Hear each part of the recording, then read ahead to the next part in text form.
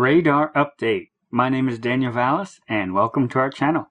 Thank you so much for all those who pray for this ministry and myself. I definitely need strength and wisdom, so please continue to pray for me that I get the rest and refreshment that I need. We work some crazy hours, and that really makes the brain mushy after a while, so just continue to keep us in prayer, and thank you so much for your prayers, because I can definitely tell it makes a huge difference. It is amazing to see what the Lord is doing beyond our normal strength. He works and is glorified in our weaknesses, and how He works catches our attention that He is at work. So thank you so much for your prayers, and thank you for your letters and your cards that you send. It is always a timely encouragement for me to keep pressing forward. So thank you so much.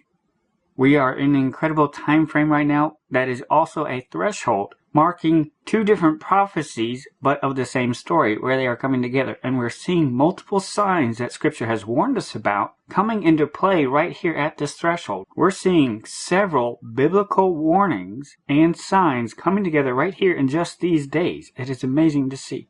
We're in the 1-year anniversary mark of the peace and safety warnings when they went out last year. The warnings that Scripture has told us would come in the perilous times, and that they'd be very distinct, and that the workers of iniquity, the mystery of iniquity, the agents for them, we'd be able to hear them say and put out a very distinct message for peace and safety right here in the midst of these perilous times, because they know that sudden destruction is coming. And when the Antichrist comes onto the scene, he is bringing a lot of destruction. He's going to be uprooting 3 kings, 3 nations, and the entire world is going to wonder who can make war with the beast. The covenant that he makes with many is really more of a surrender. That's really how you need to view it. It's peace through superior firepower. And there's going to be some incredible wars just with the 4 horsemen of the apocalypse. Peace is not coming, but there is going to be a distinct call, the Bible tells us, about peace and safety, that you will hear the workers of iniquity, the mystery of iniquity's agents, you will hear them say that. And so we have come to the 1-year mark of that, and we're in this time zone. It was made over several days.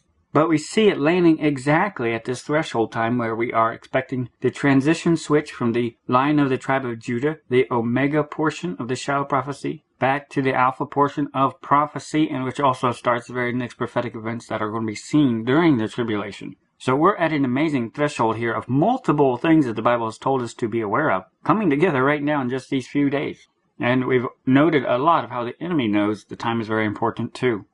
Now, in our last video, we gave an overview of the Shiloh prophecy, of how there's so many facets and aspects of this story and how it's woven through the tapestry of people's lives, but how the Shiloh prophecy is really a 2-part mirror prophecy. He came the first time, and it's going to be repeated at his second coming. And so right now we are in the Judah portion, and we are expecting the Lion of the tribe of Judah to gather his people while the scepter is still in the Judah portion.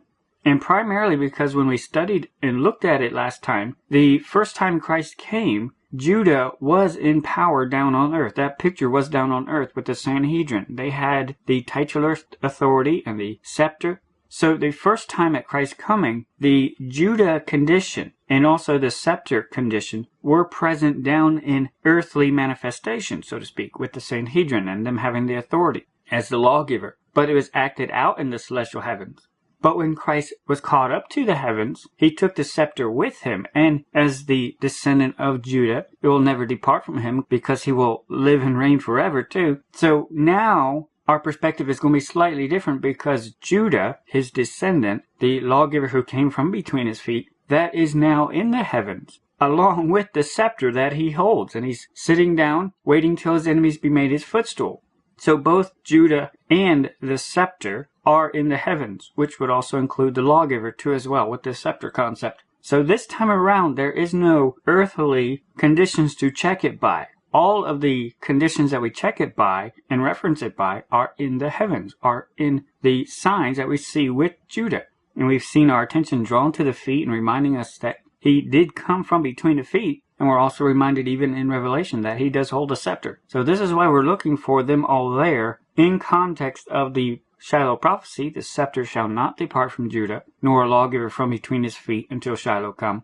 We now have to check those conditions entirely by a heavenly celestial perspective, because those conditions are only in the heavens at this time. So we are expecting the gathering of Shiloh's people before it moves into what the lawgiver also designates as the woman section, because obviously that's going to then start the next portion and the next aspects of the same Shiloh prophecy too as well. It's not another prophecy starting, it's another portion of the same Shiloh prophecy. So we are expecting him to gather his other fold, to gather the Gentiles, to gather the church, and then the tribulation will start. Now, when I was looking at the different data points the other day, and we have this on our Finding Judah border document too as well for your reference, it caught my attention that of all the events that happened the first time at his coming, and at the second time, at where we are now, the only area where it exactly lines up is where we are right now.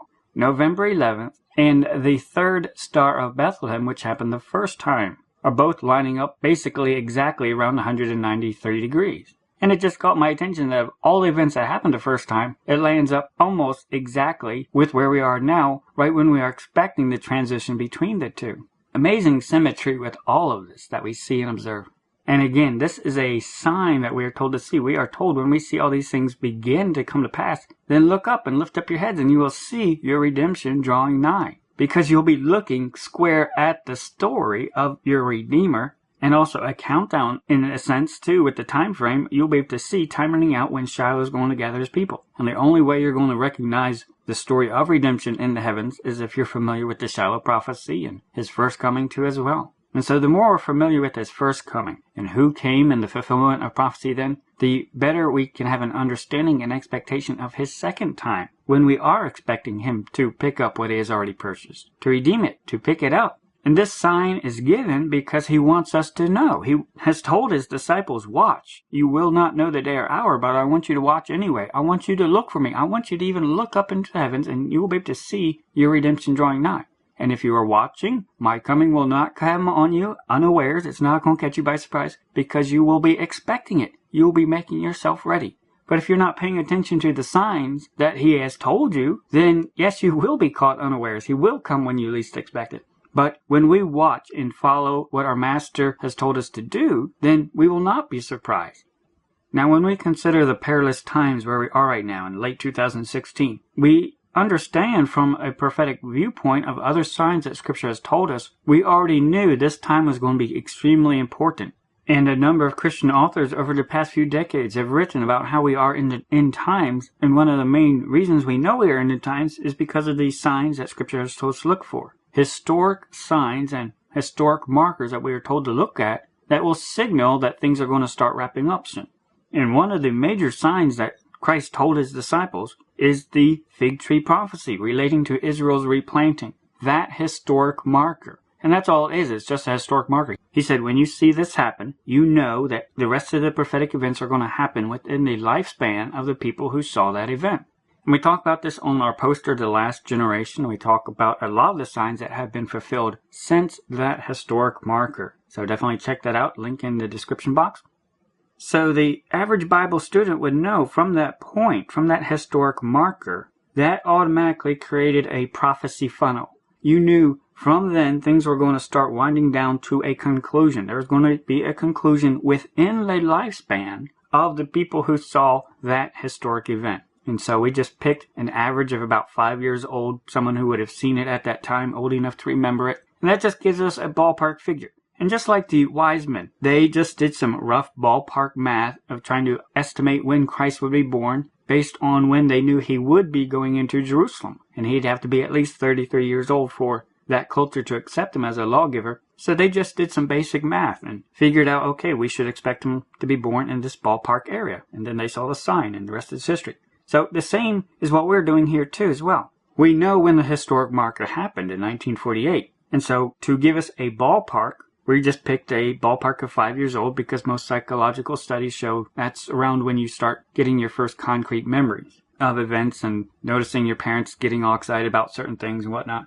So this gives us a ballpark funnel, a prophetic funnel. We know from that point things are going to be narrowing down. And the Bible also gives us the range of 70 to 80 years. 70 is the average lifespan. And then for some who are a little healthier and stronger, 80 is another average ballpark too as well. So the Bible gives us those two bookends, so to speak, of a 70-year average lifespan and an 80-year average lifespan.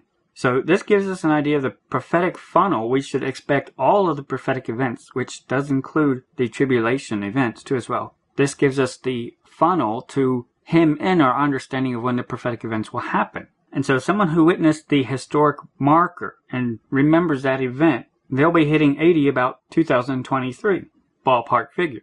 And so we know the 70 to 80 year area is going to be very important too, because not everyone's going to make it to 80. That's the high end of the average lifespan. And because Jesus told his disciples that generation would not pass until all these things be fulfilled, and that includes the tribulation events, we automatically have to insert and backtrack, so to speak, about 7 years to allocate for that happening at a max window. So let's zoom in so we have a better view here. Now with just this rough ballpark figuring, just from that we have an understanding that the year 2016 is going to be right at a very important threshold of when you'll be starting to get into that fuzzy 7-year area. Somewhere in 2016 is going to be a threshold. And we would know this just from the historic marker that Christ told us. And understanding that the tribulation events will happen within that lifespan too, and the biblical average lifespan that Scripture gives us to him in our understanding. And so all of our understanding always comes from what the Bible tells us, the signs we should look for. So as we've drawn closer to here, we've gotten more information. Our knowledge has increased about certain areas. And around 2012, a lot more information came out about the Revelation 12 sign that's happening on September 23rd, 2017. And a variety of researchers were doing research and verifying how unique it was, and that was the sign and everything. And so we know when that other historic celestial marker is too as well, on the exact day, and even really down to the hour, almost in a sense. It's about 22 hours lasting duration. And then we also know the Bible plainly tells us there's going to be 1,260 days after that. So we can automatically know that the end of our funnel is going to be right at the end of that 1,260 days. We know the king is going to be returning at that point. And Revelation chapter 12 even remarks that from that celestial marker point, Satan himself knows that time is very short, and that's why he's so angry. And so we can see, just with what Scripture gives us, we can see an end to the funnel. And we know that prophetic events won't go beyond that, and that they will be fulfilled between now and then. And so this hems in our understanding of where we are now, and our expectation of how we live, mindful of what's going to be happening in the future. This affects how we live, our long-term decisions too as well. So we know the Revelation 12 sign is happening late 2017, but we also know from our recent studies that the pregnancy cycle is going to start in late 2016, in just a couple days, late November.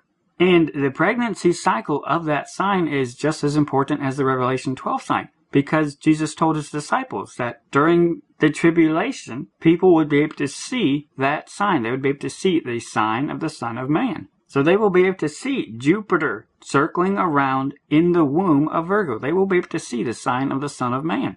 Leading up to the final culmination day, which is the September 23rd date, but you won't even be able to see it on that. So he's talking about you're going to see the process leading up to that day during tribulation events. And so that also hedges our understanding of, well, we know they're going to see the sign during tribulation events, so we can assume they're going to be in play during the entire pregnancy cycle, especially at the start too as well. And so we see that on the horizon in just a few days too as well. And this understanding just comes from two signs: the historic marking of Israel's replanting, and then the Revelation 12 sign and understanding the woman and the path that the scepter is taking. So again, that backs us up to where we are now. We already know tribulation events are going to start just with those two signs right there.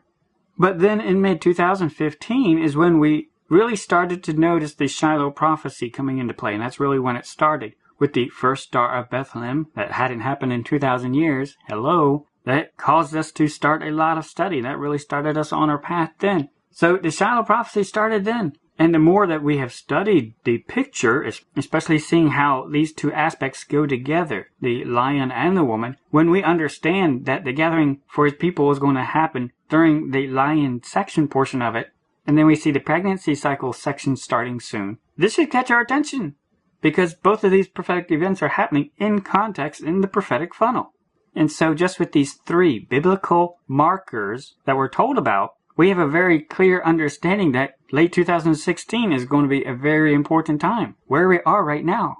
And then we've also noticed how the enemy knows it too as well, because the other sign that Scripture has told us to listen for when they shall say peace and safety during a perilous times, that also marks that sudden destruction is coming. And we can see on the calendar the marker of when tribulation events are going to be in play and going on.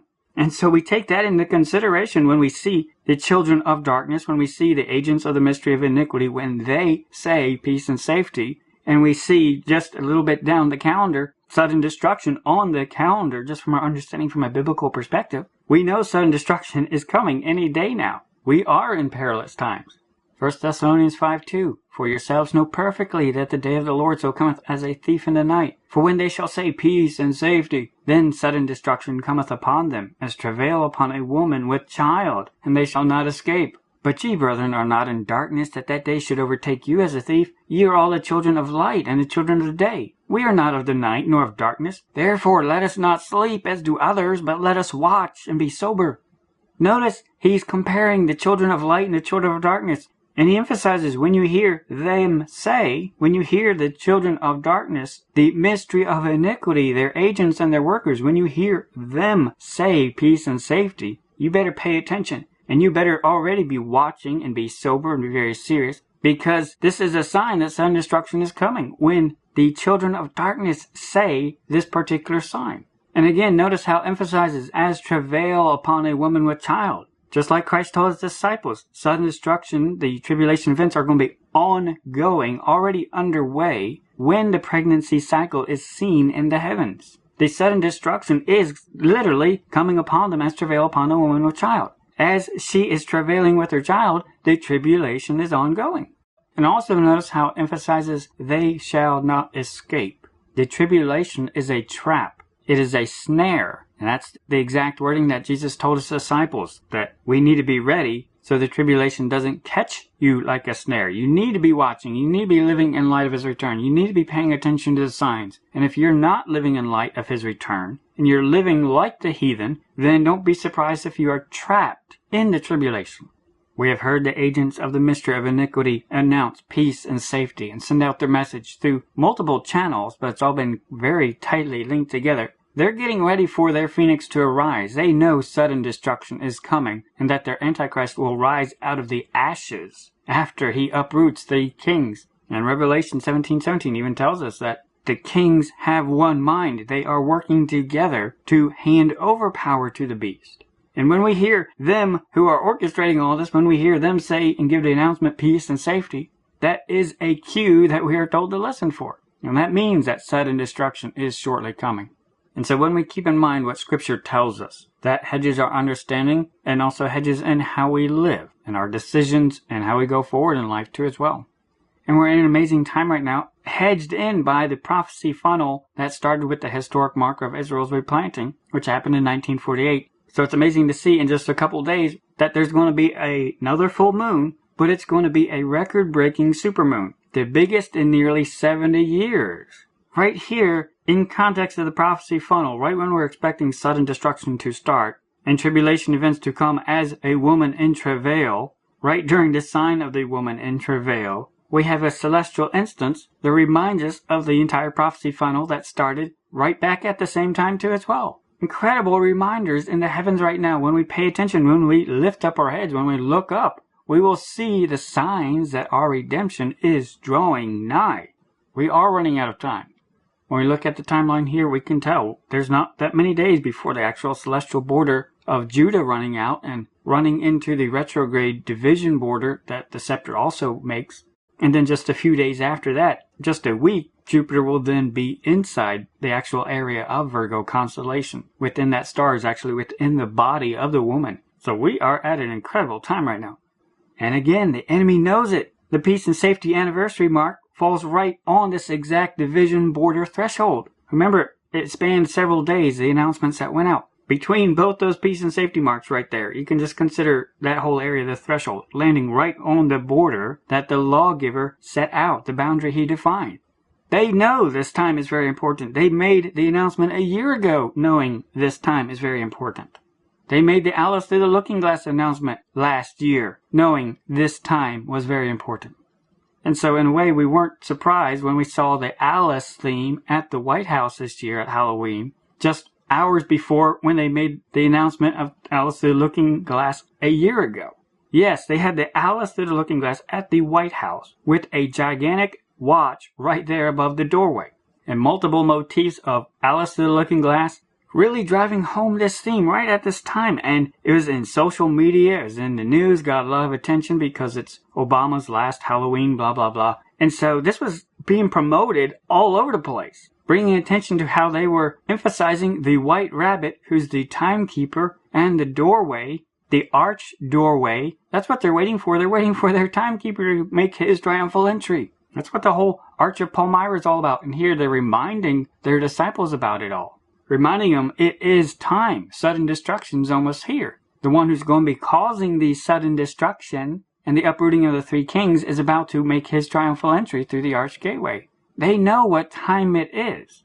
And they also had other themes such as the Wizard of Oz in play here too as well. So that's why they had a lion here as well. They know exactly what time it is. The time is very short. And sudden destruction is coming very soon.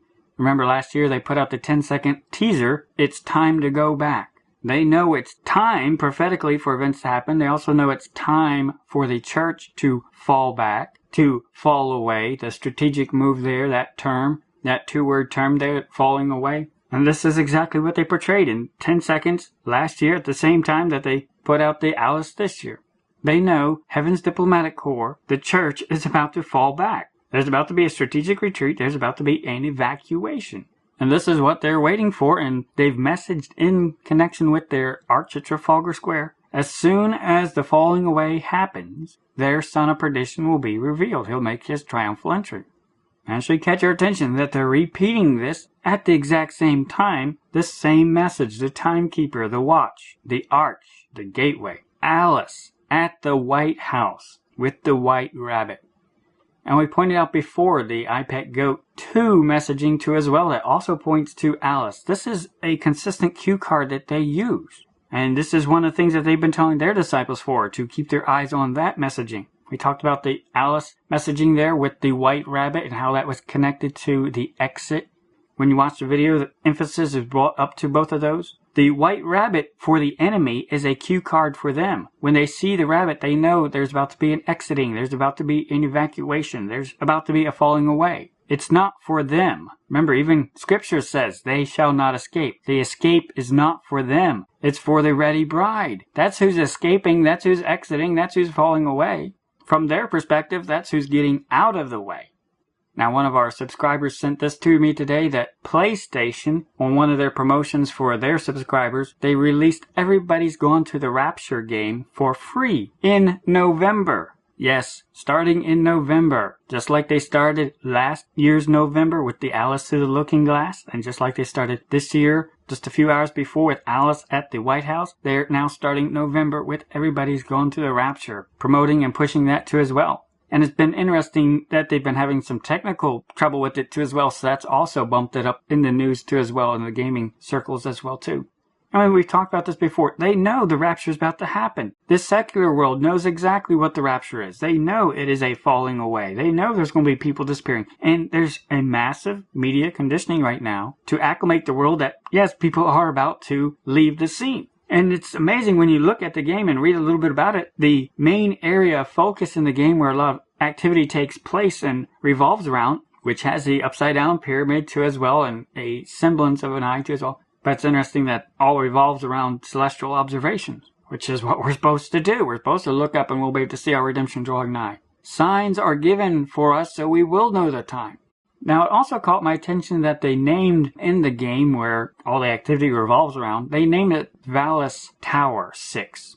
And it's spelled differently than my last name. My last name is Vallis. Really should be pronounced Valles, but it's just kind of surreal how very similar to it as well. But Vallis reminded me of something else very important, which also deals with celestial events and alien beings, which are in the game too as well. Vallis. Have you heard that before? Reminded me of Philip K. Dick's book called Vallis, which deals with an alien messiah type and all that. Very blasphemous. But Philip K. Dick is a very popular writer. He's the one who wrote the story for Blade Runner and other major science fiction pieces. And he's also the one who wrote the story The Man in the High Castle, which is what Amazon is promoting right now, getting ready to go into season 2 as well. And so there's promotional trailers for that out now. We've talked about this before, the idea of an alternate timeline, a timeline that has not been required yet, and how this appears to have a part in prophetic events. And they've been pushing this a lot in connection with Times Square.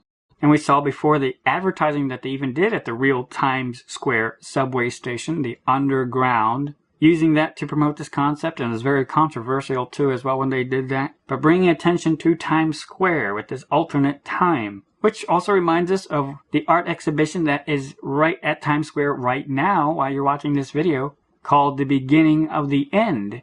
Yes, they know what time it is. It is the beginning of the end. Sudden destruction is about to come. And this is going to be up through mid-December too as well.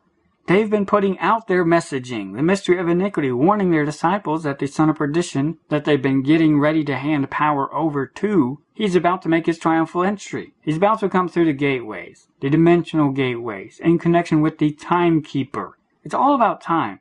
Because they know how time works, they know the celestial clock's connection to time. And this is why they've been emphasizing all these messages and bringing this tightly knit messaging together, that the Antichrist will be allowed to mess with time. You know, a lot of people ask me, there's only a year between now and the Revelation 12 sign. How does the first part of the tribulation fit in that? Well, the whole reason Satan wants to mess with time is because he's running out of time. He wants to mess with time to turn back the hands of the clock. He is going to be given more time. So you have to really ignore how much time is between now and the Revelation 12 sign, but understand from Scripture that he will be allowed to mess with time. He's going to be giving himself more time for those tribulation events to happen. And it definitely appears to be a looping time fashion. And I know that's hard for people to wrap their minds around, but also keep in mind the tribulation events that are described, even in the first half of the tribulation. Several of them you cannot explain from a normal perspective. For example, the Bible remarking that people will not be able to die during a certain window in that first half of the tribulation. They will try to kill themselves, but they won't be able to, the Bible mentions. Why is that? It's because time is looping.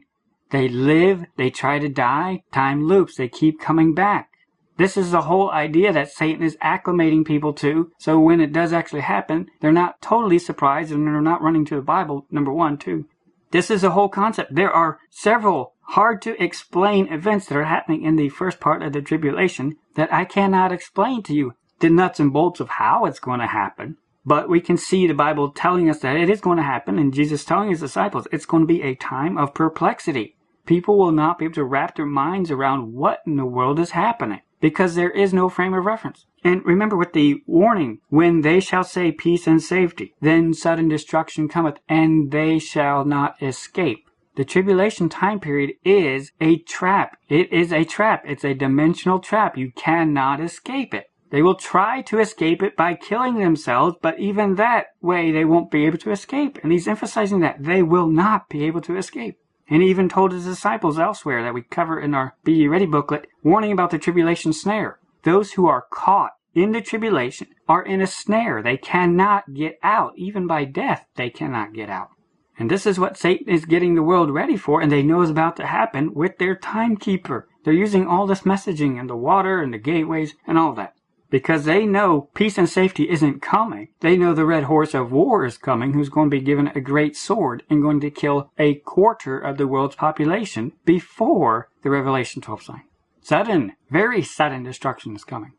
If you haven't yet, definitely watch our video, Time Certain in the Bible. It just talks about the time perspective a little bit more. Then also our playlist, Revelation Spiral of Time, which is where we examine the book of Revelation, how it's structured and how the events, although they are chronological, also happen in a spiral fashion. And once you understand the time aspect of prophecy, the book of Revelation makes a lot more sense. And then definitely download our poster, Revelation Spiral of Time. Makes a great reference. And we also have our handouts in our Google Drive too, the biblical time notes and examples of different extremes of messing with time and the clock and constructs of time, and how God does allow Satan to work with forces of nature at different times. We are in incredible time right now, running out of time. We have full expectation that Shiloh will gather his people in the days ahead. Any moment now we are expecting him to arrive. We are awaiting the bridegroom. We have heard the calls. We have heard the signs and warnings that he gave us. And he has told us to watch. He has told us to be sober. So we must be serious at this time, keeping in mind everything that Scripture has told us. There is a lot we don't understand about many aspects of it. But let us go forward and let us act on faith on what we do know. Time is very short, so let us make ourselves ready. Now right now we're working on a project trying to compile all of our Shiloh information into one book. We have a variety of different downloadable printables, but we're trying to compile it all into one main book right now. And so please keep this project in prayer. Lord willing, over the next 2 days we can finish it up to have a resource that can be left behind, if nothing else, to help explain what is going on as people go and enter into this time of perplexity, to understand the limits of it, what it represents, the pictures, and to also expect the coming king to as well. So again, definitely please keep this project in prayer. We are running out of time, but we are awaiting our bridegroom. We have heard the trumpet call at midnight. Behold, the bridegroom cometh. Go ye out to meet him. So we will continue to watch. We will continue to be sober. We will continue to be vigilant, serving Christ first and highest above all else. Maranatha.